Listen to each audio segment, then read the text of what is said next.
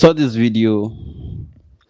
My attention was drawn to it on social media, and it is said to be at Ogijo in Ikorodu. If you're familiar with Lagos to an extent, maybe Ikorodu by extension, these are Indians about to commence construction of a power plant, and they are doing traditional rites. These are foreigners who came to Nigeria to do a job, and they decided to say, before we start, let's go according to your local tradition. So lead us. And I think that is oral rights or something. And I want to quickly use it as a reference to draw our attention to abuse of our minds by various religions. I will ask, if they finish construction of this power plant, this power project, as we all can see, if it is only to, assuming that it is even going to serve only that locality has Iṣẹṣe practitioners. It has Muslims. It has females. It has dark-skinned, light-skinned, has different tribes, different people. And it is going to be serving all of them. In fact, there are churches in that place that power transmission will serve. There are mosques too that will tap from that power source. What am I driving at? Whether you are Christian or Muslim or whatever, common needs do not care about who creates them. Services we all enjoy, they do not care who creates those services. If you go to bank, for instance, do you care whether the person attending to you in the bank, either to resolve an issue on your account or to perform a transaction, do you get there to first ask the person, are you a Christian or Muslim? If the answer is no, when you need food, do you go to the place you want to buy the food, whether raw food materials or the cooked food? Do you ask whether, first, excuse me, are you Christian or Muslim?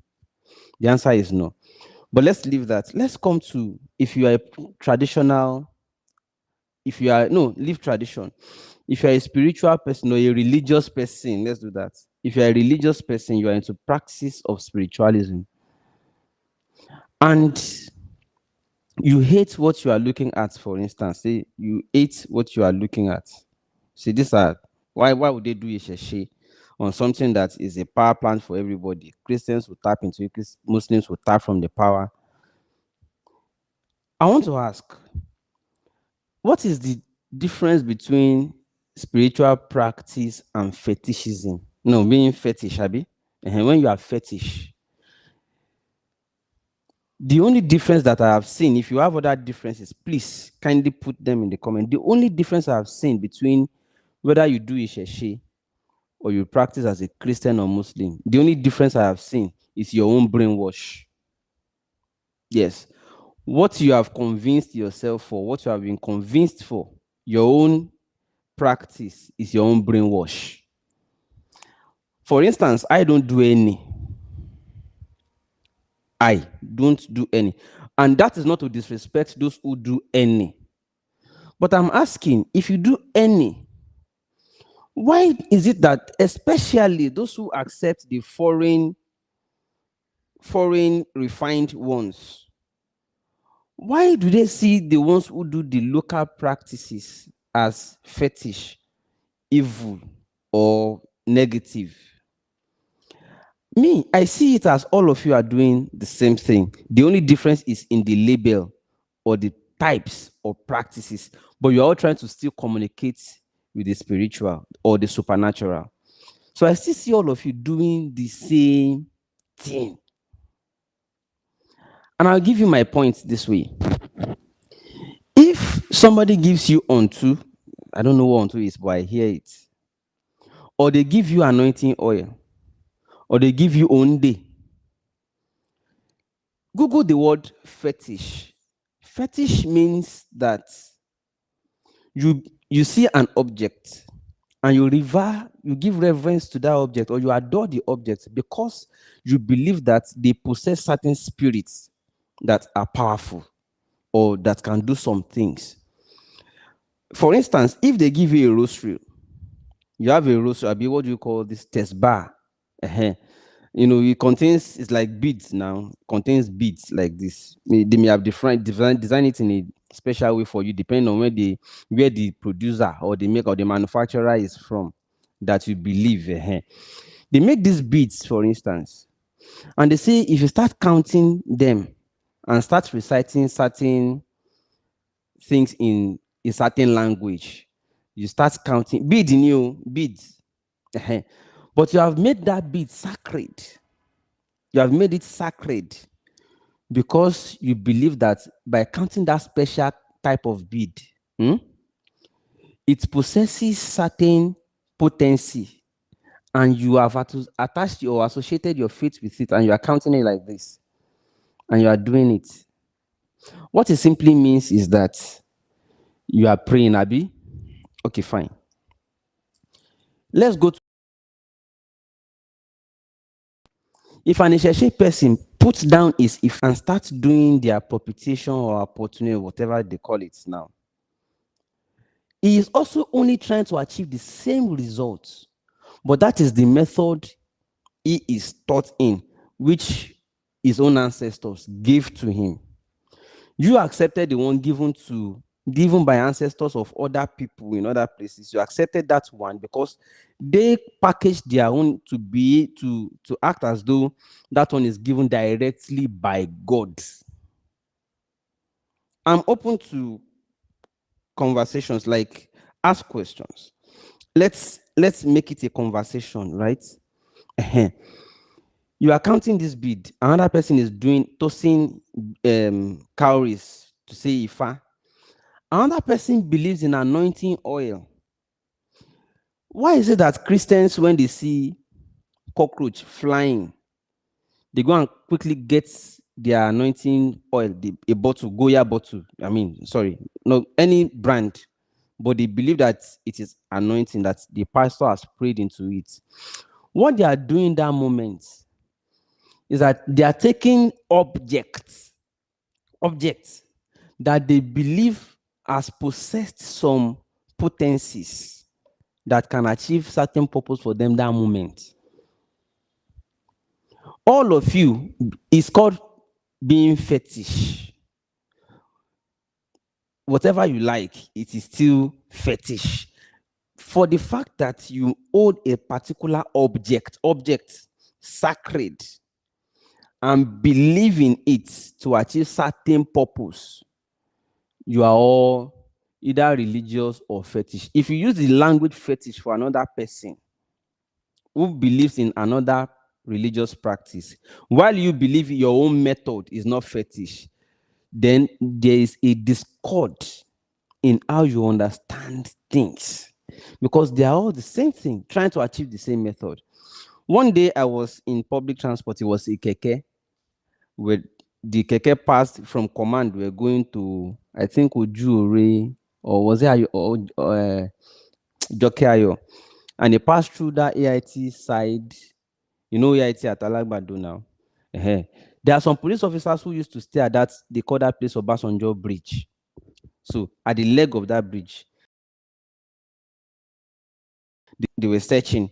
So there was one guy sitting at the front. I was sitting at the back. The guy at the back, I think he was coming back from where, I think he's a bricklayer. The police asked him to open his bag. As the guy opened his bag, the police say, open the second part. He said, Oga, I'm tired that they come from work. Open them by yourself. The officer opened it forcefully, angrily. And as he was angrily bringing out, like he wants to pour them away, he found, what do you call this thing? Like something tied, the officer said, it is fetish. The officer then said, oh yeah, carry that thing by yourself.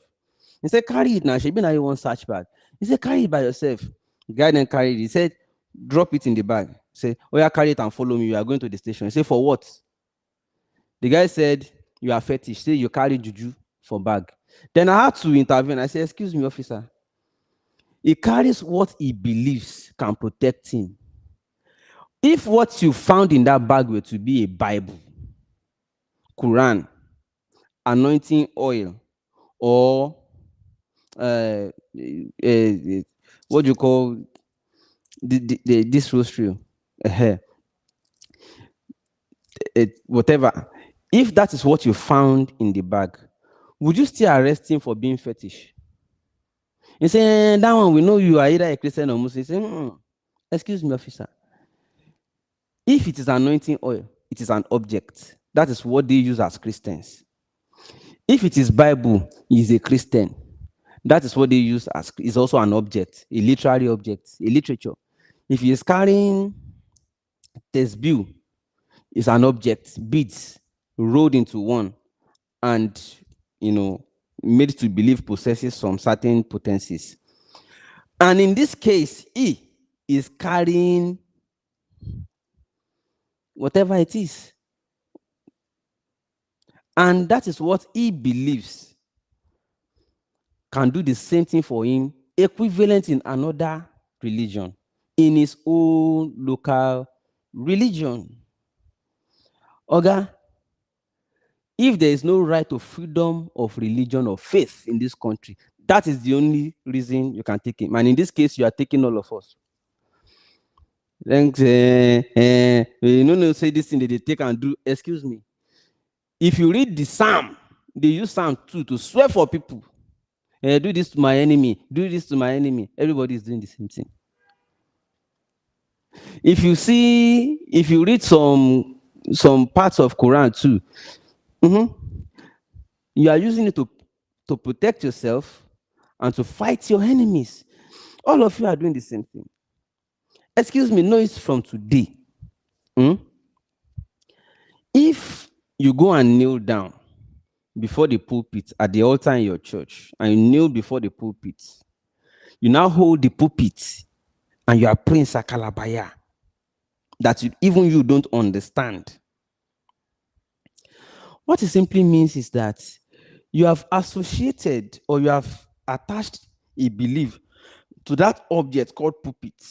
It's an object, whether aluminum made by aluminum guys, or whether it is wooden made by furniture made by carpenters. You call it pulpit, but it is wood or aluminum material. At the end of the day, what you are holding on to and praying is nothing but an object. If you are not fetish, it's fine, but you are praying to God, Abi, no problem. The point I'm here to make is that if you do that, another person goes to another place and puts his own type of objects together, you are doing the same thing. Therefore, there's something called relativism. You respect everybody according to what they choose to use. None is fetish. You are all doing the same thing. If you now say the ones that are Iṣẹṣe or traditional, if you say those ones are evil, excuse me, are they not capable of any good too? So because the Mount Zion movies or other people who are making movies have decided to portray the traditional practitioners as always using their own to do evil, does it automatically mean, therefore, that Iṣẹṣe tradition is only all about evil? Whereas those who gave birth to the Mike Bamiloyes of this world, the owners of Mount Zion Film and Co., who are makers of these things, their parents, their descendants, or their parents, their forebears, they are not even Christians, and they did not kill them. They used the same Iṣẹṣe to train and raise them, to pray for them before the coming of missionaries. They did not kill their children. You survived to this time because your forebears, your forefathers, your ancestors used Iṣẹṣe to pray and to protect and guide you, to guide your parents, who later in turn gave birth to you. They only changed religion. Your own parents only changed religion. But there was no Christianity at the beginning of your ancestry. And they did not kill you. It was just that at that time, Ojududu, At that time, there has not been globalization as much as this. There has not been exposures as much as this. Thinking were still crude at the time. If you still name your children Joseph, Mary, what other names are there in the Bible? If you like, name your child Nebuchadnezzar or Nicodemus, Peter, Titus, Philemon, Elijah, Elisha. Hmm? Whatever name you like to give your child, Isaac, Jacob, Abraham, Ibrahim, whatever name that is imported from the religion you practice. You are only doing that because you forsake your own ancestry and origin. There's nothing wrong as a Yoruba man or an Igbo man to find name in your own language that has meaning comprehensible by you and the people around you, your family, your ancestry. It depicts where you are coming from. It depicts who you are. But if you go and import from somewhere because you're not proud of your own, then you are simply saying God does not know what he's doing by creating you as a Yoruba man in Yoruba land, or by creating you to be given birth to by Igbo parents, or Hausa, or whatever, Efik, Ibibi, or whatever, TV, Apoy, whatever. If you cannot be proud of yourself, then who should be proud of you? Who? Who should be? If you abandon, look up. If you don't want to do, don't do. But if you must do, I'm only asking what is wrong with your own local practices. If you hate Iṣẹṣe so much that you now go and embrace Christmas, do you know the origin of Christmas celebration? If you hate your own local practices so much that you go and embrace Halloween, what is wrong with modernizing, improving, or refining masquerade festivals too? They grew their own. That's why it is acceptable. They improved on their own. That's why you can embrace it. They designed God in their own concept to look attractive. Okay, maybe because the African designed their own concept of God to be scary. But there's nothing wrong in being African and accepting who you are and your ancestry. Nothing wrong, if you ask me. So let us begin to disabuse our minds. Because the only difference between Christianity, Islam, and traditional practice that I can see so far is nothing than brainwash. To say, oh, your own is evil. It happens even in our economy. It and go and help us to repackage it from abroad. We don't believe it. Simply because we can't see that what we have is so precious. We just cannot see. Now, waiting, this thing we will get, it is precious. So if we hold on well, why is it that they are pushing all of us? They are building cities for us, and they are coming to go and take over our own creeks. Have you asked yourself that question? Because our minerals, our resources, that you will hear the sound of birds, the sound of animals in the bush, and you will run away. Your resources, crude, protected by animals, you run away. Because of the sound of animals, you call them evil. You now run to the city. As you are running away, they are coming to take over because they know that for every sound they hear that is from the bush, there is something precious there the animals are protecting. But because you can't study, but because we can't know, we have lost ability to research into things, to study, to discover. We have lost the capacity by brainwash of religions. We now wait until they come and take it to their own place to refine for us. Whatever reason we are not making laws to say whatever you extract from here must be refined here. Because that is another way, in fact, the major way we can grow our own economy too. In fact, economically speaking, Even our crude oil, why do we have to first export it? Our beliefs, we first have to export it. Our Ifa, it is until they come and take it away and use it to create internet for Google search and other AI. There's nothing we have here that we look into by ourselves until they come, take it and go and refine and resell to us. In fact, they are now coming into our food. By extension, our food, local food. Me, I can't eat eba. Me, I can't eat. Now, we despised our farms. The Chinese are now selling cassava to us. Our dire, we are now importing from China. Because we want to wear suits, you fail to patronize local adire makers. You fail to patronize the local things you have. If they are not foreign, Italian shoe, German tie, Guinea cut suit. It's until they are like that. We need to start changing things. I'm not saying don't embrace globalization, but I'm saying let us not therefore completely throw away our own, because we are losing it. If people come from outside and say, we want to put a power plant here in Ikorodu, you have taken a job, and we must first appeal. They did not bring their own Orisha from there. They said, no, whatever we need is there, and it has to be the local one that we will do. It is because they understand spiritualism better.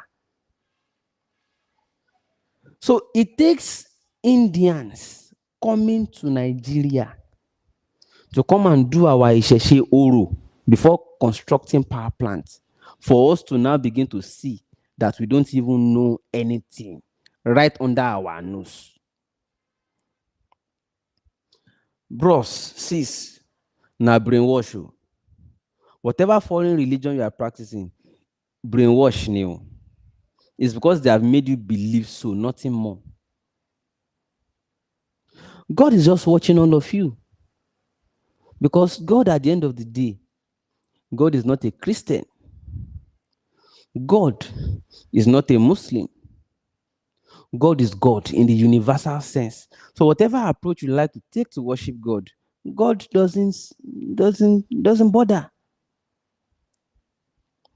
But all I know is that everywhere, every region of the world as created by God, God has put every native thing, traditional things there that you can tap locally. If you now despise it, it's up to you. Up to you if you despise it, until they go and bring one, refine one for you from somewhere else. So it is not to say don't be a Christian, no. It is not to say don't be a Muslim, no. It is only to say that disabuse your mind of brainwash. I'm not saying stop going to church.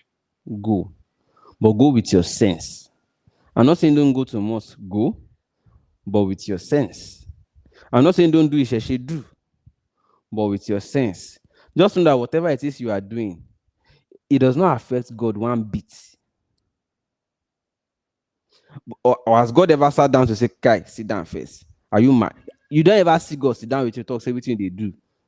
The only time you have problem when you do something is if you do evil. And in your conscience, you will know what thing you do now evil. And that is why God has blessed every man with conscience.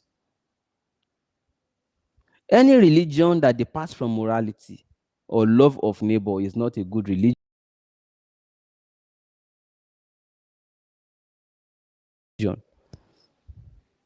So even if they write it down in their scriptures that say love your neighbor, but they are teaching you in network.